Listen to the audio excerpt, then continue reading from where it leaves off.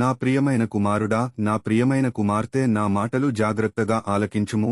నా జీవితంలో ఎప్పుడూ ఆర్థిక సమస్యలే, ఒక పక్కన అనారోగ్యము, మరొక ప్రక్కన అప్పులైపోయాను. నా సమస్యలకు పరిష్కారము ఎక్కడ దొరుకుతుందా అని ఎదురుచూశాను, కాని నా సమస్యలను తొలగించేవారు ఎవరు లేరు. నా అప్పులు ఎలా తీరుతాయో నాకు అర్థము కావడము లేదు. కుటుంబములో చాలీసాలని జీతముతో చాలా ఇబ్బంది పడుతున్నాను.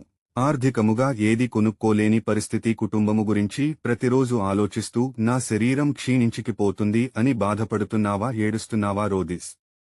తున్నావా? కన్నీరు కారుస్తున్నావా? నీ కష్టము వెనుక సంతోషము ఉందని, నీ బాధ వెనుక ఆనందము ఉందని, ఆర్థిక సమస్య వెనుక సంబరముందని, రోగాలు వెనుక గొప్ప ఆశీర్వాదము ఉందని ఎందుకు నీవు గ్రహించడము లేదు? ఇన్ని సమస్యలు నాకే వస్తున్నాయని బాధపడుతున్నావు, కాని ఈ సమస్యల వెనుక, బాధలు వెనుక ఎవరో ఒకరు ఉన్నారని, ఆయనే నా సృష్టికర్త అయిన దేవుడు, నన్ను పోషించే దేవుడు, నన్ను ఆదరించే దేవుడు యేసయ్య ఉన్నాడని ఏనాడైనా నీవు అనుకున్నావా? ఇప్పటికైనా పర్వాలేదు, నేనుండగా నీకు ఏ హాని కలగదు, అపాయము రాదు, ఎందుకంటే నేనున్నానని ఇప్పటికైనా గుర్తించుము.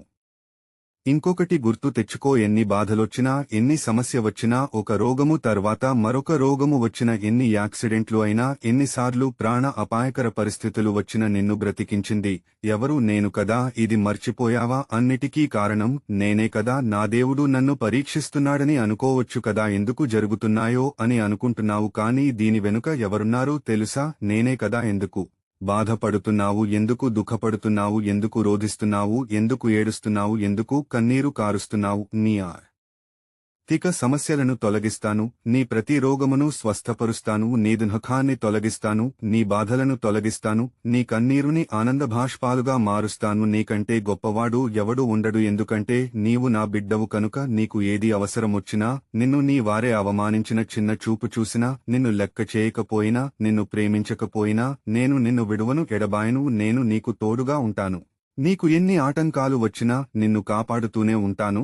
బైబిల్ వాక్యము చదువు. ద్వితీయోపదేశకాండము 32వ అధ్యాయము 39వ వచనము. ఇదిగో నేనే దేవుడను, నేను తప్ప వేరొక దేవుడు లేడు. మృతి నొందించువాడును, బ్రతికించువాడను నేనే, గాయపరచువాడను, స్వస్థపరచువాడును నేనే, నా చేతిలో నుండి విడిపించువాడెవడునూ లేడు. ఇక నుండి నిన్ను పైవానిగా ఉంచుతాను గాని క్రిందివానిగా ఉంచెను, తలగా ఉంచుతాను గాని తోకగా ఉంచెను. నేను నీ ప్రభువుడను, నీ దేవుడైన యేసయ్యను నీకు మాట ఇస్తున్నాను. ఆమెన్.